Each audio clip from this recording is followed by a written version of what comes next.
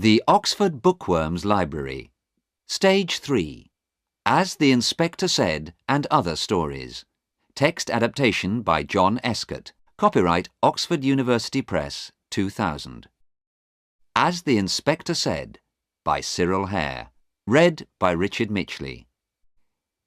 It is impossible to say when Charles Darrell and Sonia French first decided to murder Sonia's husband, Robert. Robert was nearly twice as old as Sonia, and he married her 10 years before Charles Darrell came into her life. For 8 of those years, Sonia was bored with her husband, although he did not seem to realize this. He was more interested in his books and the silver which he bought. Sonia and Charles were lovers for 6 months before things became difficult. People were beginning to talk, and it could not be long before Robert found out about them. "Robert will never give me a divorce," thought Sonia, "and Charles and I have no money of our own." But Sonia knew that Robert's silver alone was worth enough money to make life very comfortable for her and Charles. By a strange accident, it was a policeman who gave them the idea for their murder plan. The inspector made a surprise visit to the French's house one evening. Charles was also there. He often came in for a drink. "There have been several burglaries near here," the inspector told Robert, "and we haven't caught the burglar. We know who he is, and it can't be long before we catch him, but we're very worried. He carries a gun, and we're almost sure he has killed a man. Now this house is in a very lonely place. Mr. Darrell is your only neighbour. You also have a lot of valuable silver." "What are you trying to say?" asked Robert. "I'm saying that it's sensible to be careful," said the inspector. "Very careful. Why not put your silver in the bank until the burglar is caught?" "I don't want to do that," said Robert. The inspector tried not to sound angry. "Well, I have warned you, sir," he said. "Please remember that." The inspector left, and Charles said, "The inspector didn't warn me. He knows I've nothing worth stealing. But if this gunman does visit me, he'll be sorry. I have a gun, and I won't think twice before using it." He was tall and strong, and Sonia thought he was very good-looking, and she did not try to hide her feelings. "I feel sorry for the burglar who tries to frighten you, Charles," she said. 3 nights later, Sonia was lying awake in her bed. Robert was asleep. It was 10 minutes to 2. Sonia was excited. 10 minutes before Charles enters the house, she thought. It was 10 long minutes. And then she heard a noise. Glass breaking, followed by the sound of a window as it was pushed up. Robert did not wake up. Sonia waited until she heard the sound of Charles climbing through the open window. Then she reached across to Robert's bed. "Robert!" She was shaking him. "Wake up! There's somebody downstairs!" Robert woke slowly. "What? Someone downstairs? No, I'm sure you're—" He sat up in bed, awake now. "There is someone. I'll have to go down, I suppose." He put on his old grey dressing gown and went out of the room. Sonia waited in the dark. It seemed a very long wait, but it was less than half a minute. Then a thin line of light appeared under the bedroom door. Sonia heard her husband give a sudden cry. Then she heard a gun explode. Something or someone heavy fell to the floor. Then a door was banged open, and there was the sound of running feet outside the house. Sonia waited. Charles must have time to escape before I call the police, she thought. She put on her bedside light and got out of bed. Now it was all over, she felt strangely calm. She knew what she was going to say to the police.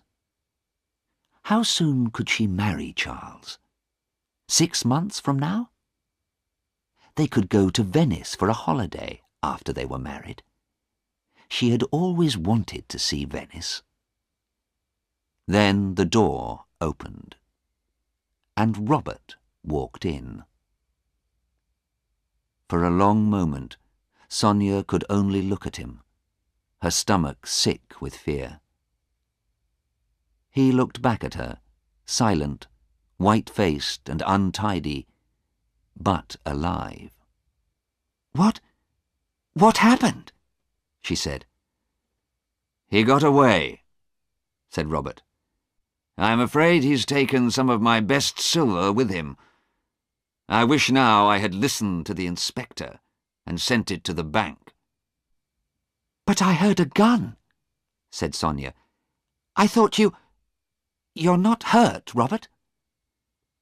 "No, Sonia, I'm not hurt," said Robert. "But I have some bad news. It's Charles. I think the dear, brave man was watching the house and followed the burglar in to try and help us. He's at the bottom of the stairs. I'm afraid there is nothing that we can do for him." Sonia fell forwards, her eyes closing, and Robert caught her. He carried her to the bed, then went downstairs. When he reached the bottom, he had to step over the body. He did this calmly, stepping around the blood on the carpet. But when he walked into the room where he kept his silver, he wanted to cry. All of the best pieces were gone. He closed the door and went into his study. But before he telephoned the police, he was careful to clean the small gun that was in his dressing-gown pocket. Then he locked it inside his desk. He had taken care of the one problem in his usually very tidy life, and he wanted to make sure he would have no more trouble. As the inspector said, it was sensible to be careful. The Man Who Cut Off My Hair by Richard Marsh. Read by Jenny Funnell. My name is Judith Lee, and I am a teacher. I teach people who are deaf and dumb, and I teach them by lip reading. When people say a word, they all move their lips the same way, so if you watch them carefully, you know what they are saying. My father was one of the first people to teach lip reading. My mother was deaf, but she could lip read, so lip reading has always been part of my life. And because I have always been able to do it, I was able to play a part in the adventure I am going to tell you about. I was 13 years old when it happened. My mother and father were visiting another country, and I was staying in a small village, in a cottage which we owned. Mrs. Dixon, our servant, was staying there with me. I was returning home by train one day after a visit to some friends. There were 2 people sitting opposite me, a man and a woman. The woman got out at a station not far from my home. Then a man got in and sat beside the one who was already there. They seemed to know each other. They talked quietly for some minutes, and it was impossible to hear what they said. But I only had to look at their faces. I was reading a magazine and looked up to see the first man say something which surprised me.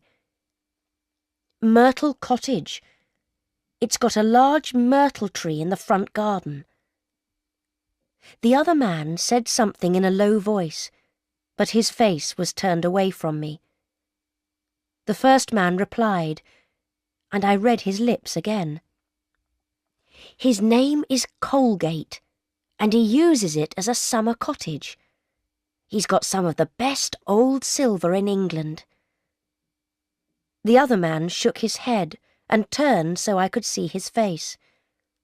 I saw him say, "Old silver is no better than new. You can only melt it." The first man's face became red. "Only melt it? Don't be stupid. I can sell old silver at good prices. And that silver in Myrtle Cottage must be worth more than £1,000.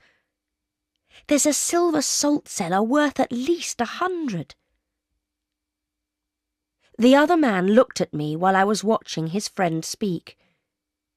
He had fair hair and blue eyes.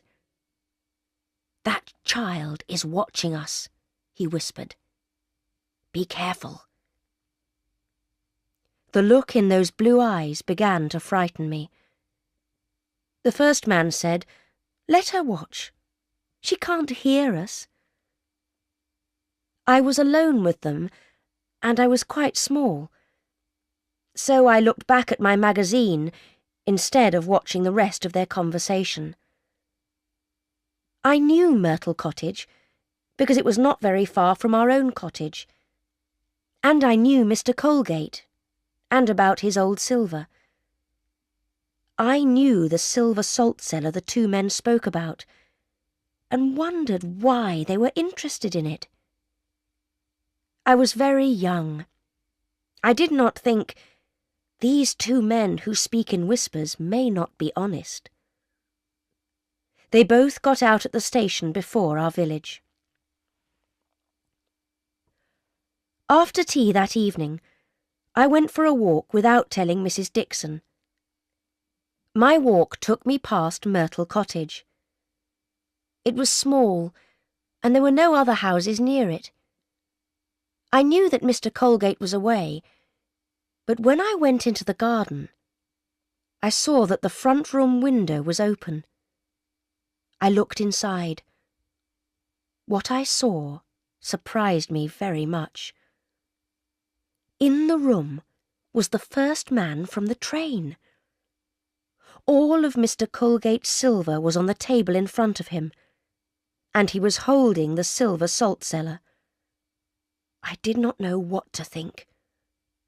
What was he doing there? What should I do?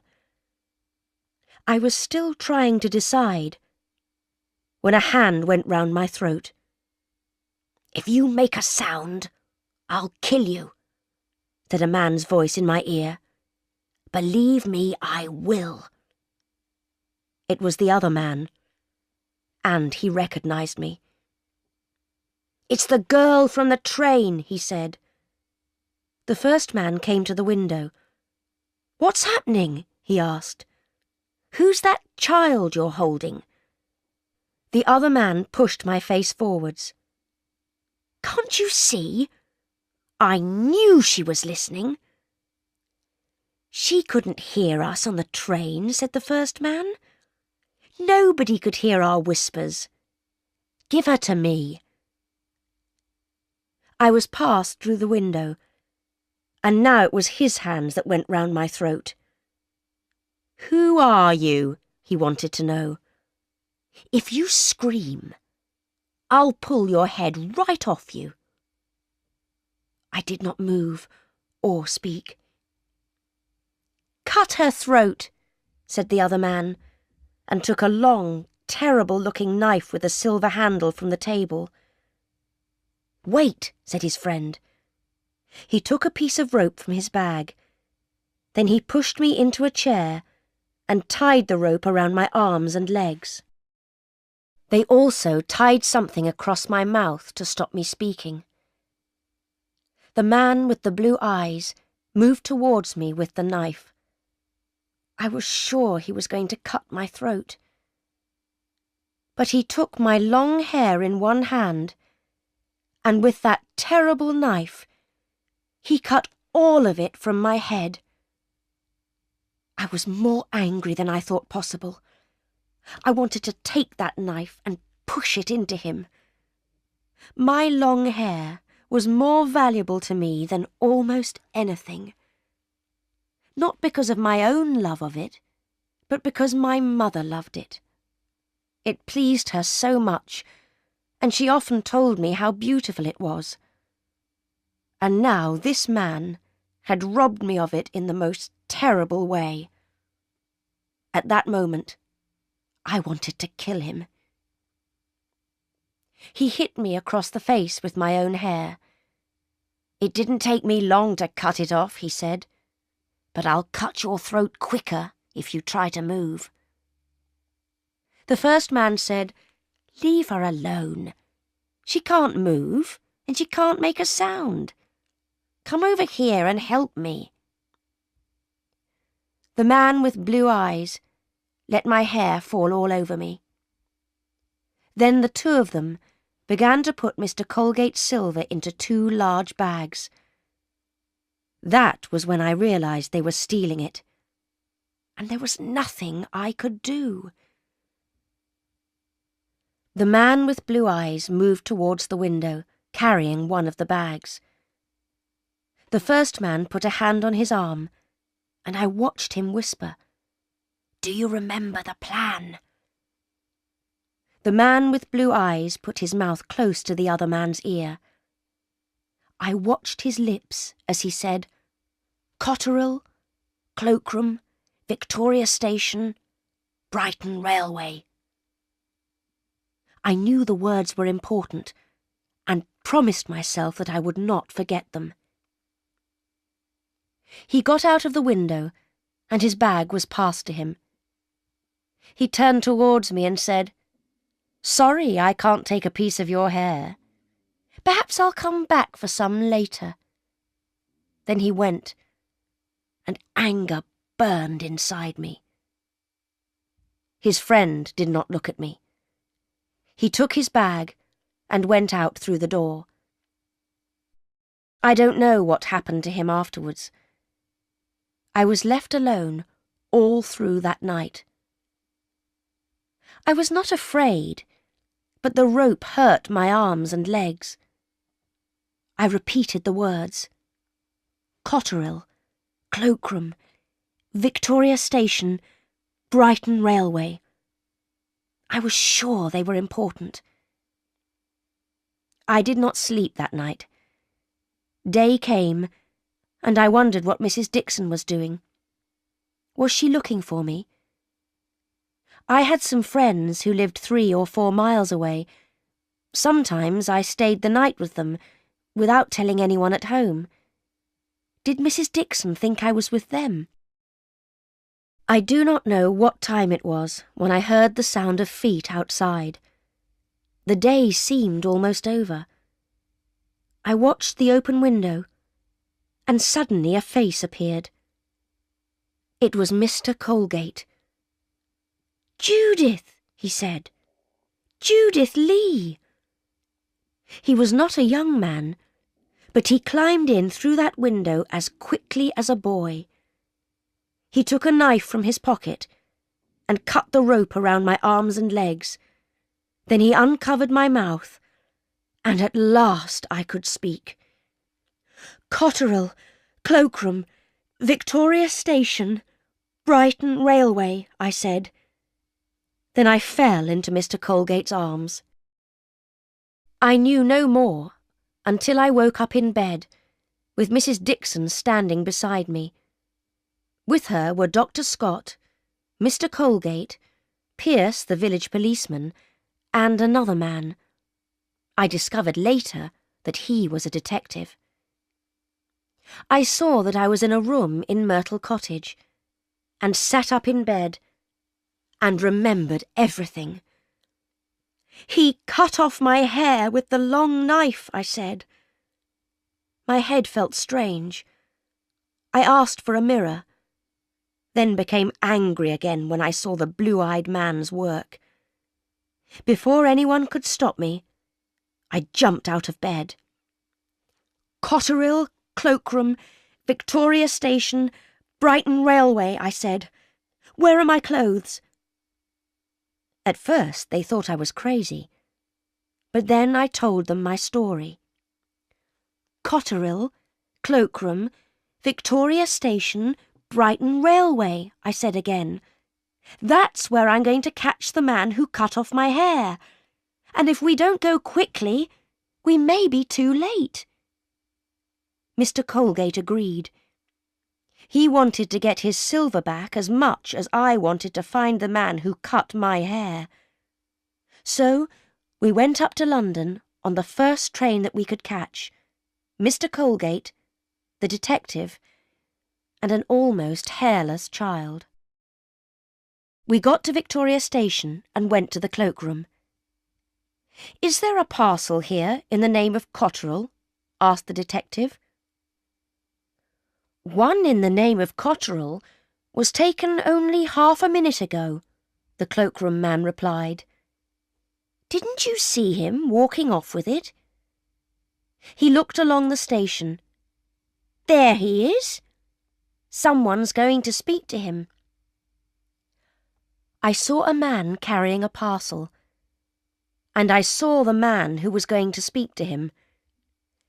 "It's the man who cut my hair!" I shouted, and ran towards him as fast as I could go. He looked round and saw me, and quickly realised who I was. He whispered to the man with the parcel before running away. I saw clearly what he said. "Bantock, 13 Harwood Street, near Oxford Street." Those were the words. And then he turned and ran away. Mr. Colgate and the detective were close behind me. The man with the parcel saw us, and at once he dropped the parcel and ran off. We did not catch him, or the man who cut my hair. The station was full of people coming off a train, which made it easy for both men to escape. But we got the parcel. It was not big enough to contain Mr. Colgate's silver, we realised that. But it did contain a much bigger surprise. Jewels. A London detective was sent for. He looked at the jewels and said, "These are the Duchess of Datchet's jewels. The police all over Europe are looking for them." The man from the cloakroom was with us. "That parcel has been with us for nearly a month," he said. "The person who took it out paid for 27 days.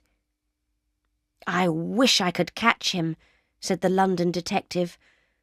"I have a word or two that I want to say to him." "I think I know where you can find him," I said. "Bantock, 13 Harwood Street, near Oxford Street." "Who is Bantock?" the detective asked. "I don't know," I said, "but I saw the man who cut off my hair whisper those words before he ran away." "You saw him whisper them?" The London detective looked at the others.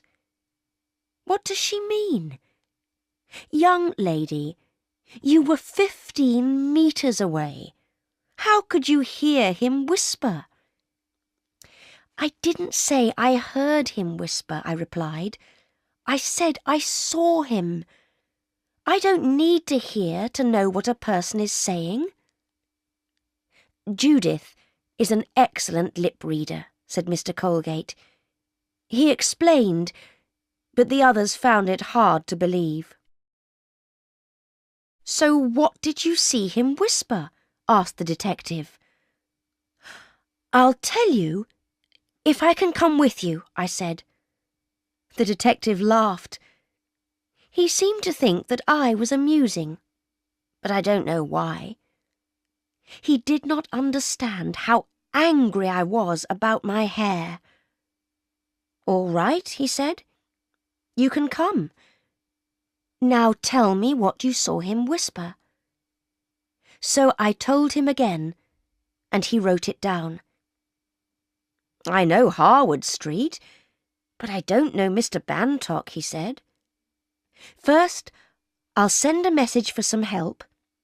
Then we'll go and visit Mr. Bantock, if there is a Mr. Bantock. The four of us went in a taxi, the two detectives, Mr. Colgate and I. After a while, the taxi stopped on the corner of a street. This is Harwood Street, said the London detective. We can walk the rest of the way. We don't want a taxi to stop outside the door. They may guess who we are. It was a street full of shops. The shop at number 13 sold jewels and other less valuable things. The name Bantock was over the top of the window. As we reached the shop, a taxi stopped outside it, and 5 men got out. The London detective recognised them and did not look pleased. Now our visit won't be a surprise, he said. Come on, let's go in quickly. And we went in, the detective first and me behind him. There were 2 young men standing close together at the other side of the shop. When they saw us, I saw one whisper, "They're detectives! Ring the alarm bell!"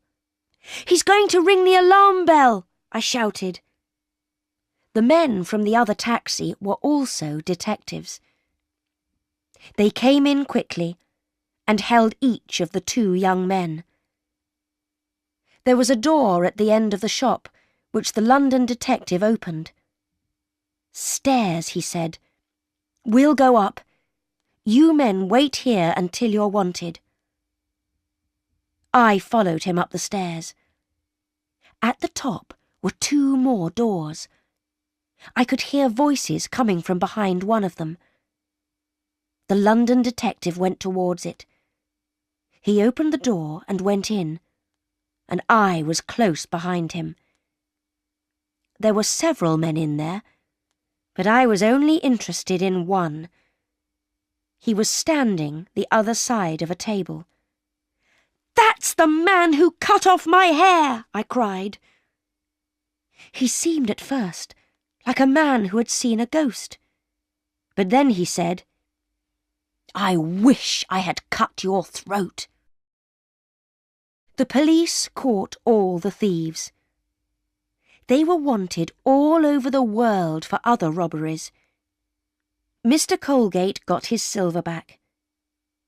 Mr. Bantock, who owned the shop, was someone who bought and sold stolen jewels. He and all the other men in that room were sent to prison. It took many years for my hair to grow long again, and it never grew as long as before. Each time I looked into a mirror, some of my anger returned. But the man who cut my hair was stupid. Before he cut it, the rope hurt me badly, and I wasn't interested in what he and his friend were doing or saying.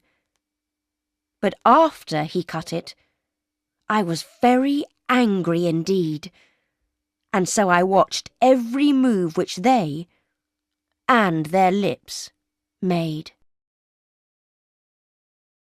The Railway Crossing by Freeman Wills Crofts.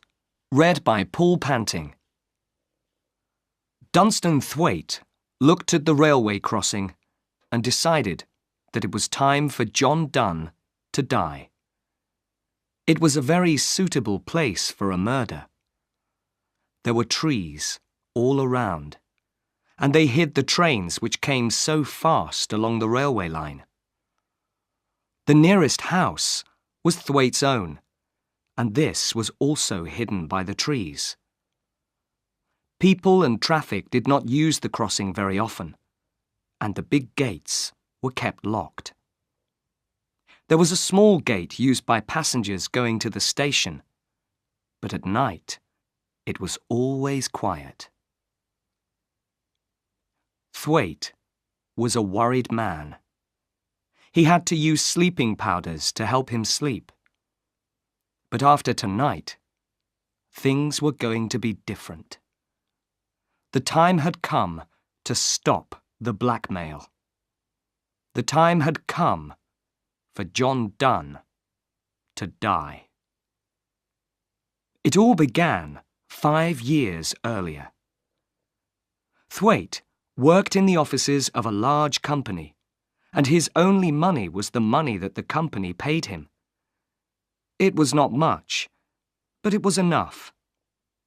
Then he met the beautiful Miss Hilda Lorraine and asked her to marry him. She came from an important family who was supposed to be very rich, but in fact, they had less money than Thwaite had thought. He learned that he would have to pay for the wedding himself, and he did not have enough money for the expensive kind of wedding that Miss Lorraine wanted. So Thwaite stole £1,000 by changing the figures in the company's books. He planned to put the money back after he was married, but someone discovered that it was missing. Thwaite kept quiet. Another man was thought to be the thief, and he lost his job. Thwaite still said nothing. But John Donne worked in the same office. He worked closely with Thwaite and guessed Thwaite's crime. He searched through the company's books until he found what he was looking for. Then he went to Thwaite. "Sorry to have to ask you, Mr. Thwaite," he said. "I need £100 for my son. He's in a bit of trouble, you see." "But you don't have a son," said Thwaite. Donne just smiled. It wasn't a very nice smile. £100, he said again. And then Thwaite knew that he was being blackmailed. He paid Donne £100, and Donne said nothing more for a year. During that time, Thwaite got married. Then the day came when Donne asked him for more money.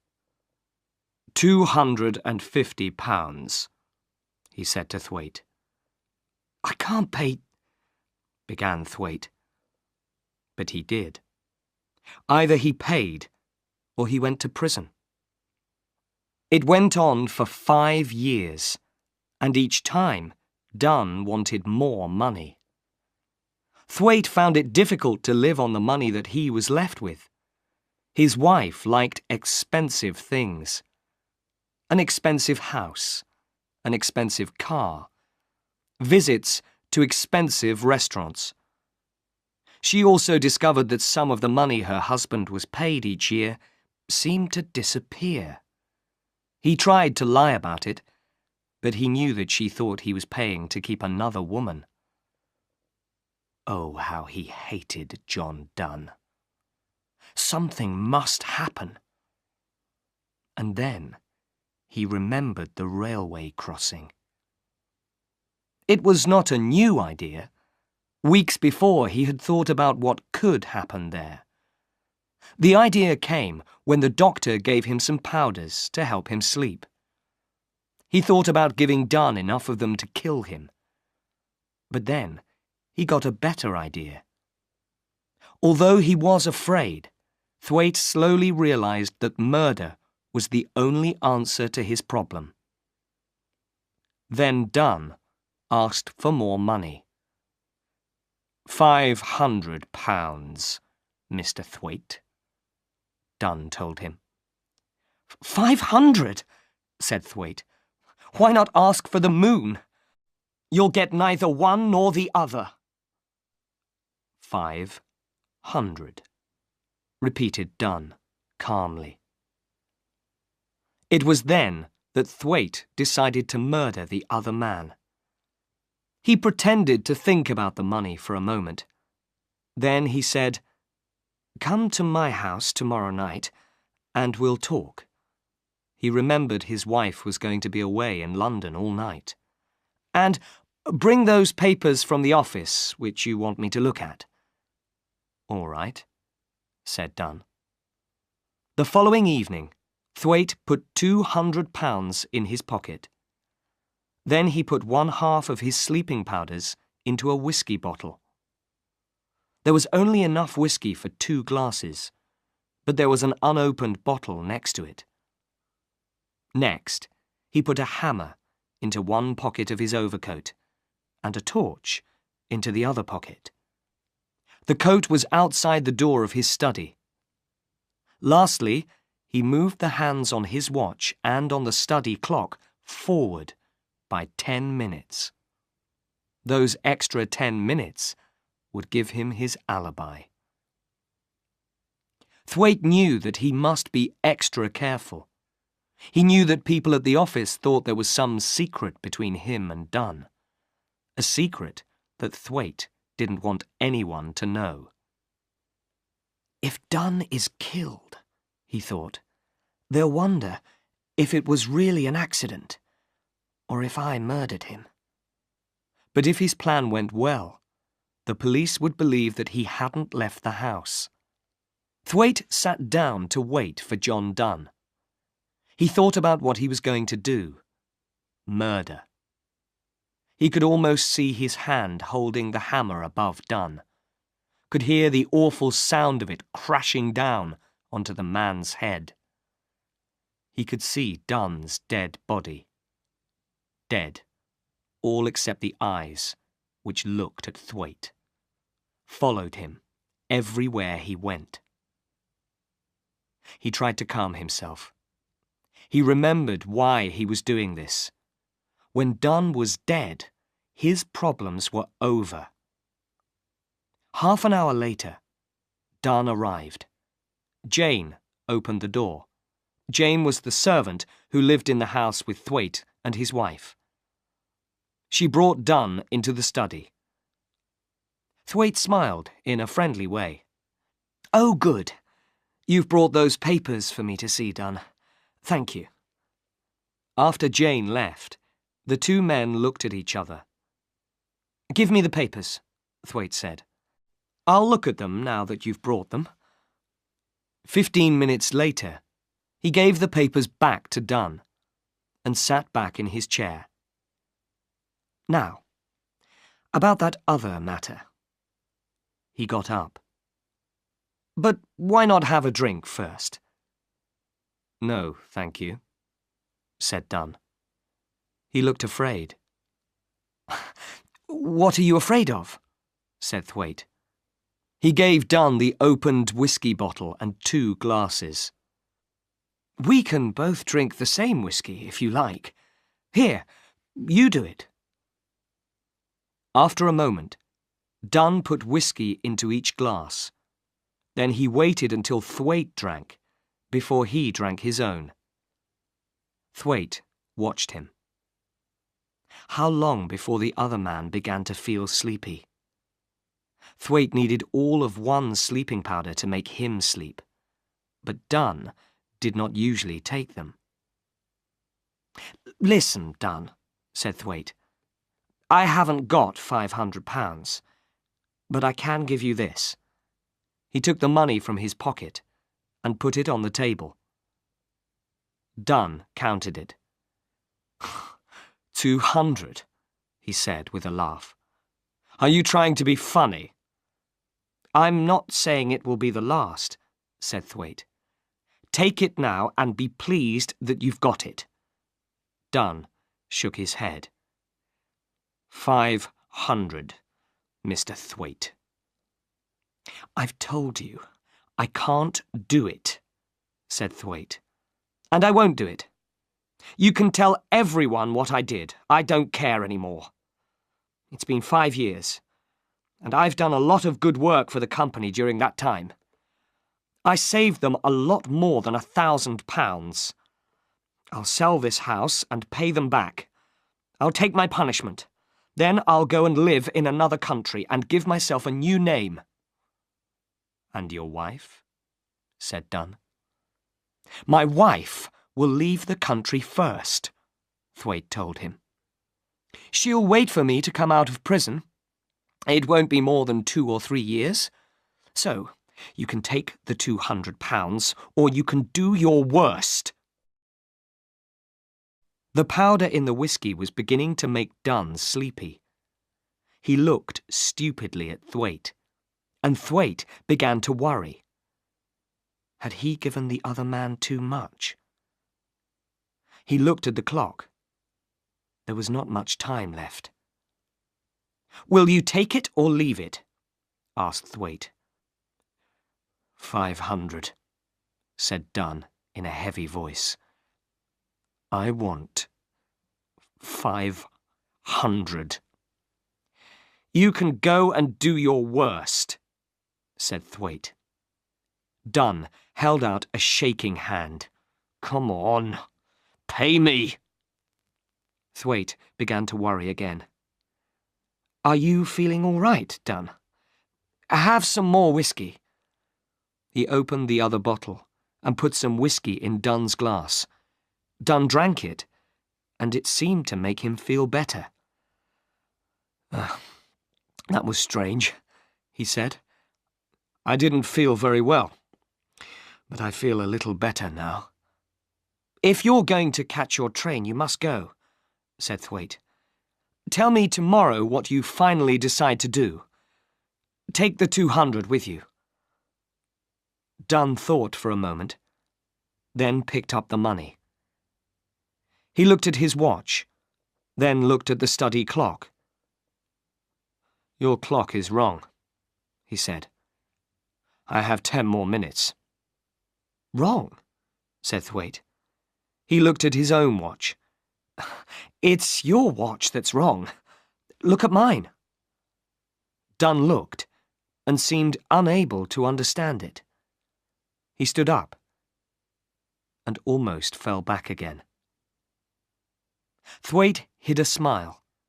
This was how he wanted Dunn to be. "You're not feeling well," he said. "I'll take you to the station. Wait until I get my coat." Now that the time was here, Thwaite felt cool and calm. He put on his coat, feeling the hammer in the pocket, then went back into the study.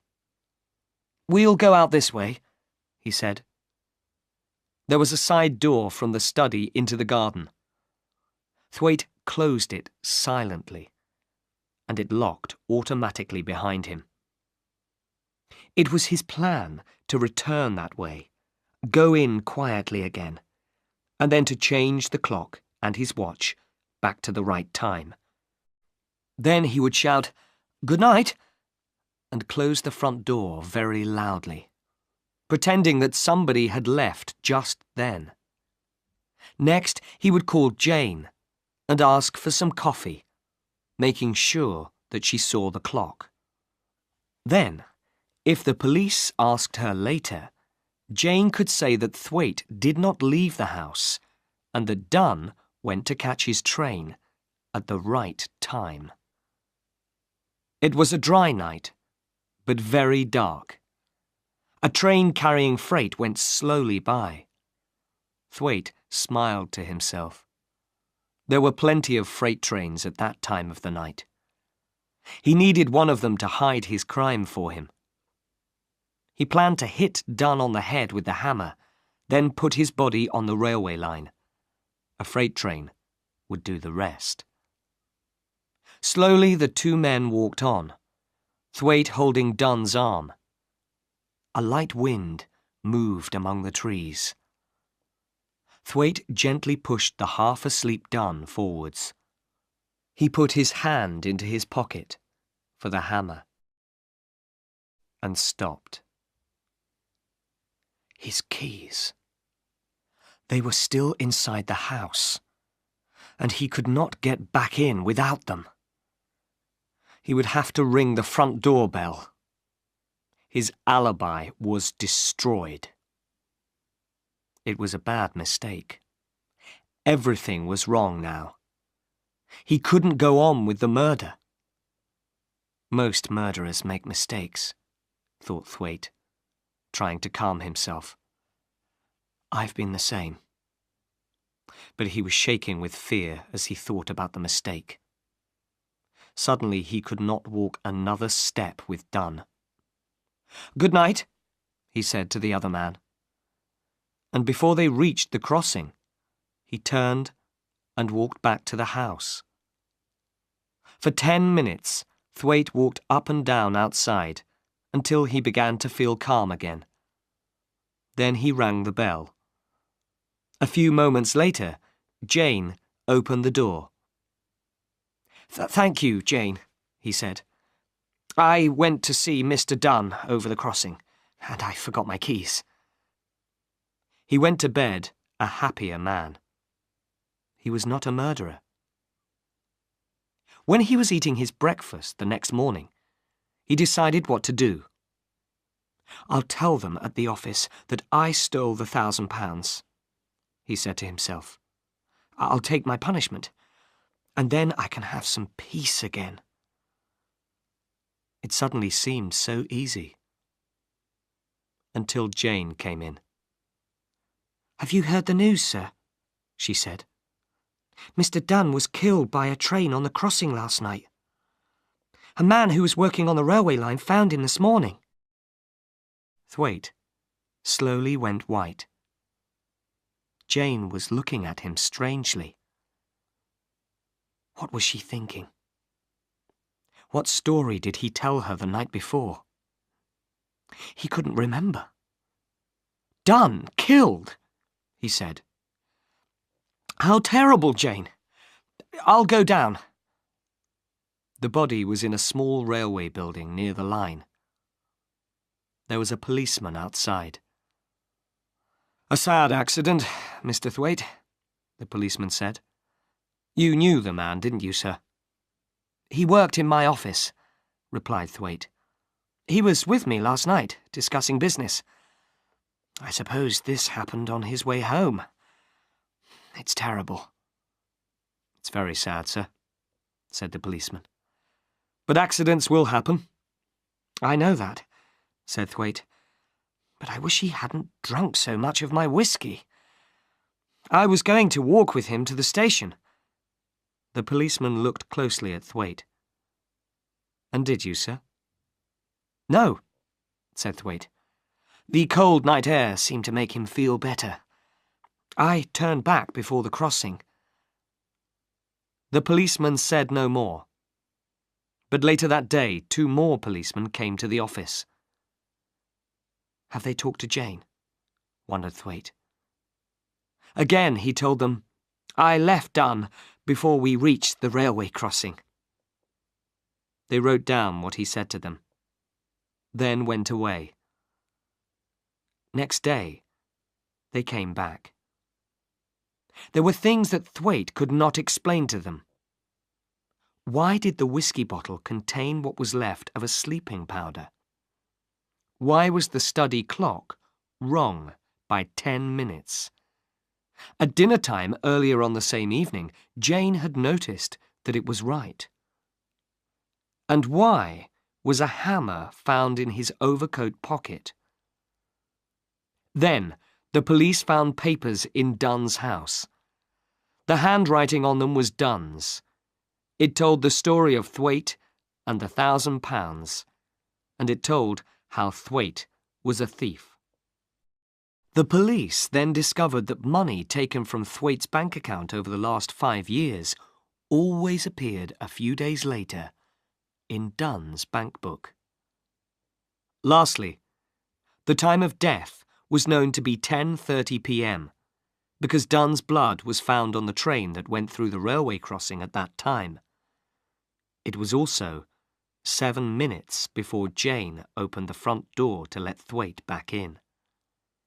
At first, Thwaite had no answers to all their questions. Finally, on his last morning, he told them the true story. Then he went to his death, bravely. The Blue Cross by G.K. Chesterton. Read by Vincenzo Nicoli. The man who got off the boat at Harwich had a short black beard. There was nothing to show that he had a gun in his coat pocket, and nothing to show that he was one of the cleverest men in Europe. He was Valentin, the chief of the Paris police and the most famous detective in the world. He was coming from Brussels to London to make the most important arrest of the century. Flambeau was in England, and the police of 3 counties were trying to catch this famous thief. In London, there was a big meeting of priests from all over the world, and Valentin was guessing that Flambeau would use this meeting for some criminal plan or other. Flambeau was strong and clever, and he enjoyed a joke. Once, he ran down the Rue de Rivoli with a policeman under one arm. But how was Valentin to find Flambeau? There was one thing to help him. Flambeau could put on other clothes or change the way he looked, but he was a very tall man and could not hide it. Because of this, Valentin was sure that Flambeau was not on the boat. He was also sure that Flambeau did not get on the train going from Harwich to London. Only 6 other people got on during the journey. 1 short railwayman, 3 short farmers, 1 very short woman, and a very short priest going up to London from an Essex village. When Valentin saw this last person, he almost laughed. The little priest had a round, simple face.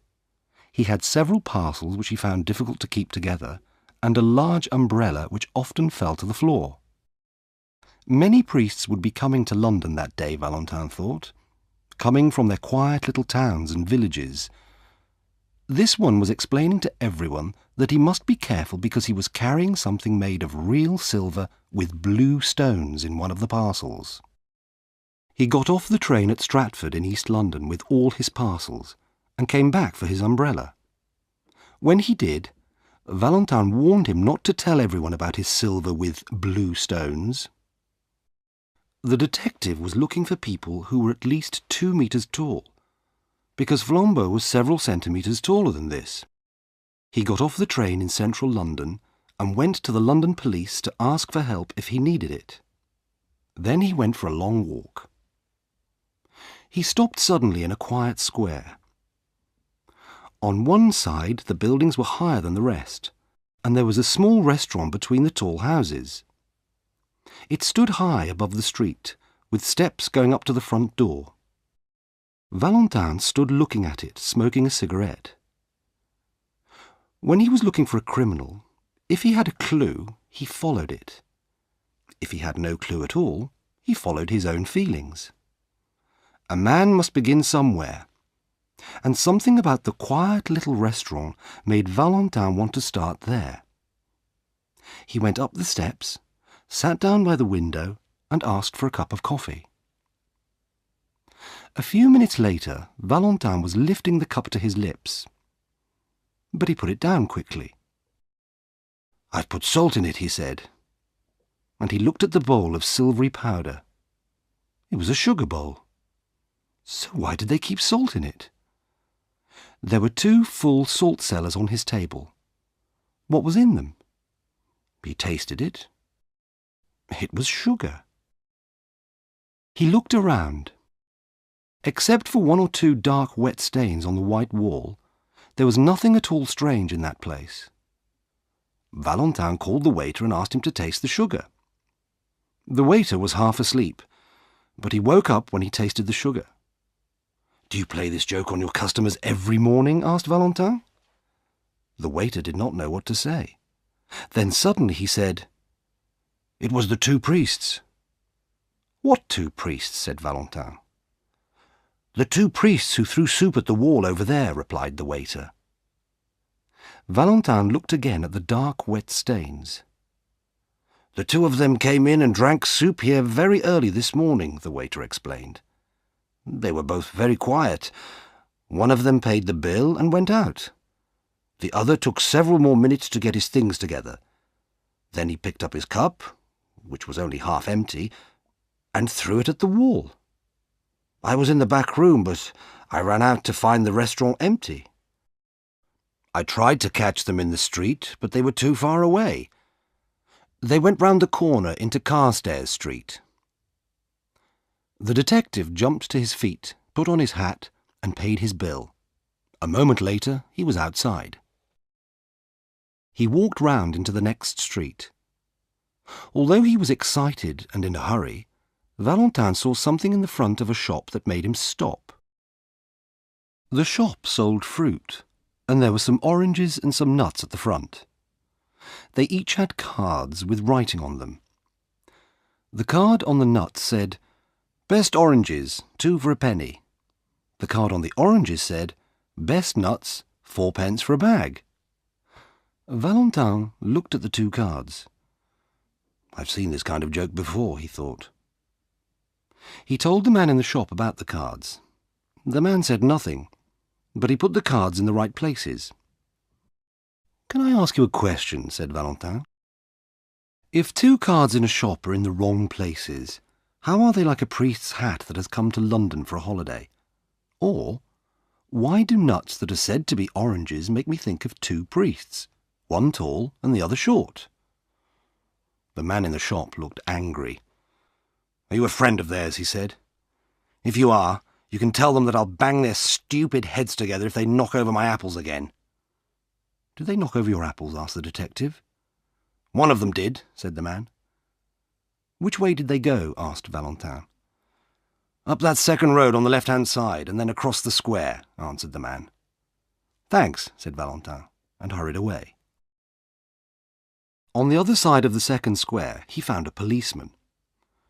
"Have you seen 2 priests?" he asked. The policeman laughed. "I have, sir.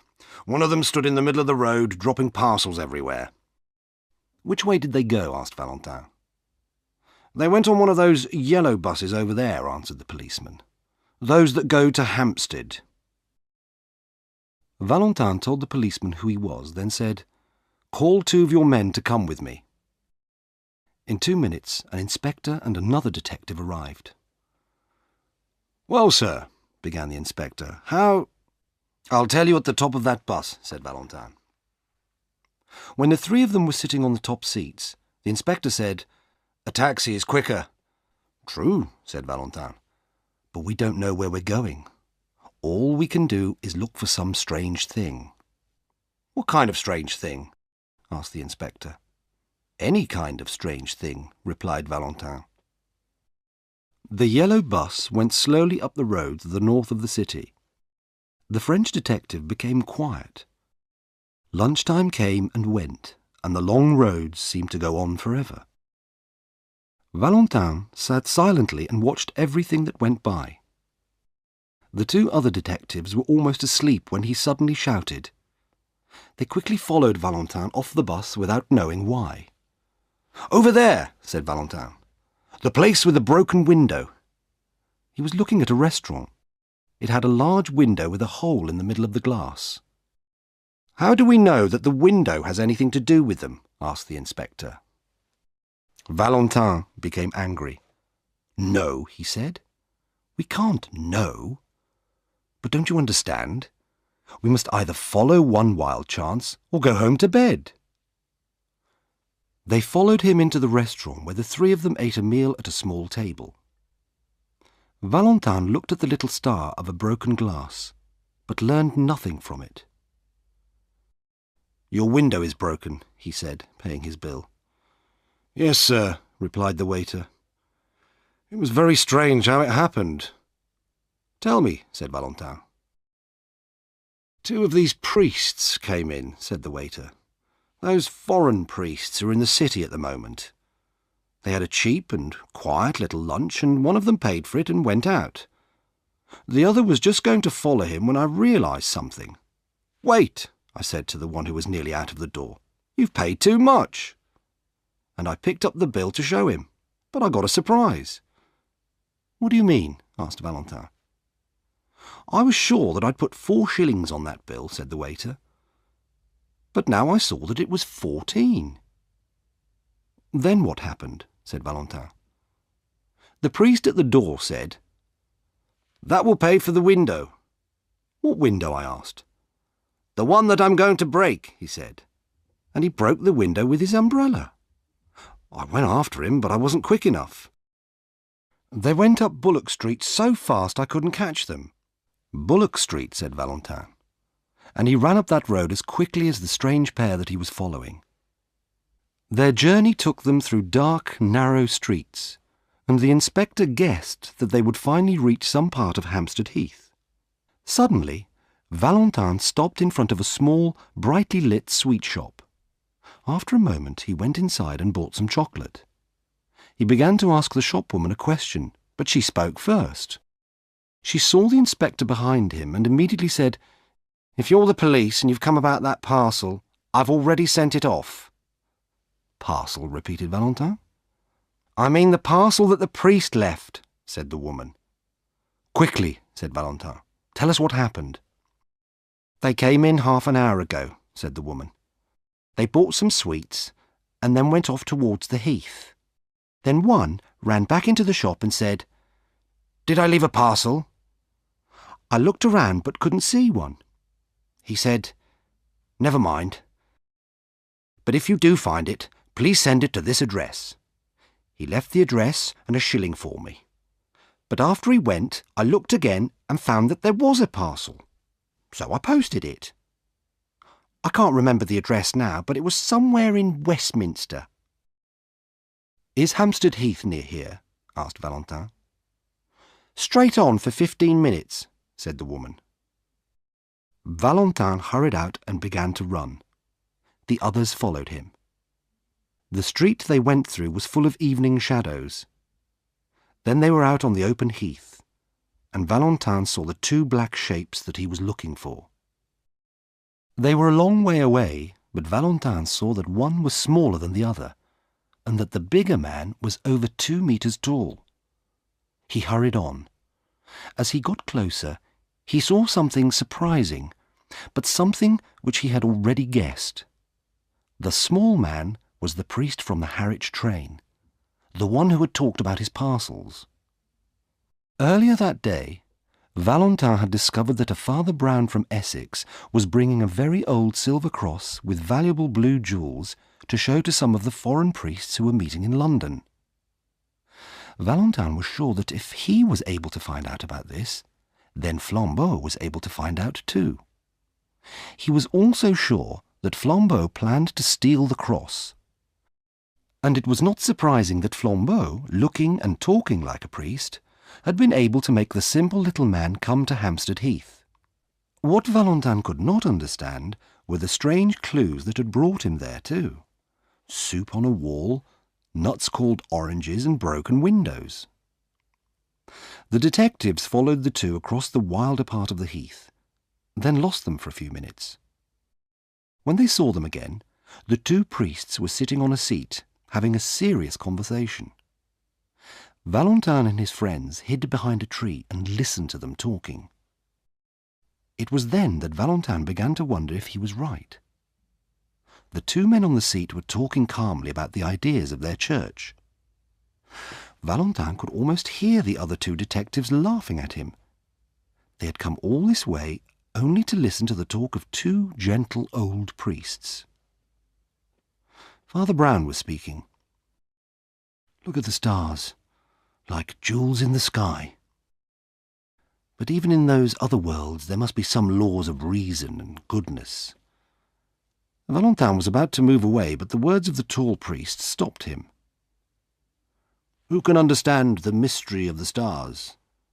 Then he added calmly, "Just give me the silver cross, will you? We're all alone here, and I could pull you to pieces easily." The small priest did not move. He continued to look up at the stars. Perhaps he had not understood, or perhaps he was too afraid to move. "Yes," said the tall priest in the same low voice. "I am Flambeau. Now give me that cross." "No," replied the other priest. Flambeau suddenly laughed. "No, you won't give it to me, you simple little priest," he said, "because I already have it in my pocket." The small man looked at him. "Are you sure?" Flambeau laughed again. "Yes, you stupid man. I knew which of your parcels contained the jewelled cross, so I made a careful copy of the parcel, and now you, my friend, have that copy parcel, and I have the jewels. It's easily done, Father Brown, easily done." Father Brown did not look worried. "Yes, very easily. I remember another man who used to copy parcels for many years," he said. "I remembered him when I began to wonder about you." "Wonder about me?" said Flambeau.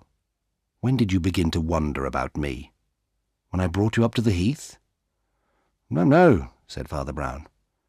"When we first met. I saw that little shape under the arm of your coat, where you keep your knife." "How did you know that?" cried Flambeau. "When I was a priest in Hartlepool," said Father Brown, "there were 3 men who hid their knives in the same way. So I watched you. I saw you change the parcels, and I changed them back. Then I left the right one behind." "Left it behind?" repeated Flambeau. "I went back to the sweet shop," explained Father Brown, "and asked the woman if she saw me leave a parcel. Then I gave her an address if it was found. I knew I hadn't left a parcel. But when I went away again, I did leave one. She has posted it to a friend of mine in Westminster," he went on sadly. "I learnt that from a man in Hartlepool too. He did it with handbags which he stole at railway stations. But he's a good man now. People tell priests things, you see." Flambeau pulled a parcel from his pocket and opened it. There was only paper and stones inside it. He jumped up angrily and shouted, "I don't believe you. You've got the silver cross on you, and I'm going to take it from you." "No," said Father Brown, and he stood up. "You won't take it from me. First, because I really haven't got it, and second, because we are not alone. Behind that tree are 2 strong policemen and the cleverest detective alive. How did they come here? I'll tell you. I wasn't sure if you were a thief, so I tried several things. A man usually says if he finds salt in his coffee. If he doesn't, he has a reason for keeping quiet. I changed the salt and sugar, and you kept quiet. A man usually says if his bill is too big. If he doesn't, he has a reason for saying nothing. I changed your bill, and you paid it." Flambeau did not seem to be able to move. "I wanted to be sure the police could follow us," Father Brown went on. "At every place we went to, I did something which people would talk about. Only little things. A soup stain on a wall, some apples that were knocked over, a broken window. But I saved the cross." "How do you know all these things?" cried Flambeau. The shadow of a smile went across the round face of Father Brown. "By being a simple little priest, I suppose," he said. "If you listen to enough men telling you about their crimes, you're sure to learn something." The 3 policemen moved out from behind the tree. Flambeau knew when he had lost a battle, and he was famous for his politeness. He took off his hat to Valentin and smiled. "Do not take your hat off to me, my friend," said Valentin. "Let us both take them off to Father Brown." And they both stood there with their hats off, while the little Essex priest looked around for his umbrella. Cash on Delivery by Edmund Crispin. Read by Chris Rowe. Max Linster went through the small side gate and saw the large house in front of him. Not far away, a church clock told him that it was 10 o'clock. He had half an hour to do the job. At midnight, a private plane would take off for Europe from a lonely field in Norfolk, and Linster planned to be on it, even if his last job in England was not successful. He walked towards the house and saw a room with a light on. He looked quickly through the window and saw that it was the servants' room. Then he moved round the building and climbed to the upstairs room that his orders had described. It was not difficult to reach, and the window was unlocked, as promised. He stepped inside and waited. After a moment, he heard someone coming and moved quickly and silently across to the door. He hid behind it. It opened slowly. Someone put on the light. The man who came in was about 35 years old. He had fair hair, and the right arm of his coat was empty. "Mr. Elliston," Linster said from behind him. Jacob Elliston turned quickly. He looked at Linster for a moment, then said, "So you're the person they sent." "I'm who they sent," agreed Linster. Elliston closed the door. "We have to be quick," he said. "You have guessed that this is my wife's bedroom. She's downstairs with her brother, but he'll leave to catch his train in a minute or two, and she'll come up to bed." Linster looked at his watch, but said nothing. "Please understand," Elliston went on, "that you will get no money if you don't succeed in killing the lady," Linster finished for him with a smile. "Yes, I understand, Mr. Elliston. It's cash on delivery." He stepped forward, carefully, because this was the first part of his plan. He was not like some other men he knew. He was not interested in murder if robbery could do the same job. "You have the cash ready, I hope?" Elliston took a gun from his pocket. "Don't try that," he said. "The money is safe in my bedroom. If you want it, you'll have to finish the job." "Of course," said Linster, smiling. "You must use both hands," said Elliston. Linster looked at the empty arm of the other man's coat. "Yes, that's sensible," he said. "They always look for clues like that." "And you must pretend there was a burglary," said Elliston. "Take that jewel box. There's nothing valuable in it, but you could not know that because it's locked." Still holding his gun, Elliston moved towards the door. "I'm going to my bedroom, where I shall turn my radio on loud." He opened the door a little. "That's my wife's brother leaving now. She's tired and will come up almost at once. I'll return with the money in 20 minutes. Elliston left, and soon the sound of music came from another room. Leinster looked around for a good place to hide, and saw a clothes cupboard. He would not be able to see anything from inside it, but he could still hear. He turned off the light and disappeared into the cupboard like a shadow. Josephine de Monsieur, the young and pretty French servant, came into the bedroom and closed the door. In a bored and careless way, she got the bed ready for Mrs. Elliston.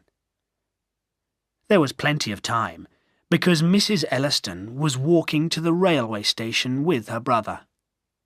It was something which she had decided to do at the last moment. Josephine looked around at the beautiful things which Mrs. Elliston owned. She put on one of the rings, then a pretty brooch. Next, she put on a short fur coat, which made her look very different when she saw herself in the mirror. "I'm like a real lady," she thought. It was then that Leinster moved out of the clothes cupboard. He went silently up behind her. He watched her face in the mirror, and was still a metre or two away when she saw him and turned. But his left hand was large and fast. It closed around her narrow throat. She made no sound as she died. Leinster gently put her body on the bed, then covered her with a blanket. It took only a few minutes to open cupboards and make them look untidy. He looked at the little jewel box, then threw it under the bed. When Elliston entered the room again, still with the gun in his hand, he looked at the shape under the blanket. He said, It's done?" "Yes," said Leinster, "it's done." "You're sure she's—" "Yes, Mr. Elliston, she's dead." Leinster pulled a white hand from under the blanket. "If you don't believe me, feel this." But Elliston jumped back, shaking. "That ring," he said slowly. "It's one she almost never—" Leinster dropped the hand. "The money, Mr. Elliston. 5,000. The money was silently put into his hands. "I'm going now, Mr. Elliston," said Leinster, and then, with a smile, said, "Sorry I can't stay and talk to that pretty little servant that your wife has." Elliston looked surprised. The girl?" "The girl," said Leinster. "I looked through the window of your servant's room before I climbed up here, and there she was. Dark, a soft-looking mouth, a pretty girl. I'd recognize her again anywhere. But I had this job to do, and you don't get paid until you've done the job, do you? It's cash on delivery, and a man must live." "I don't understand what you're talking about," said Elliston. But Leinster was already climbing out of the window. "You will, Mr. Elliston," he said. "You will."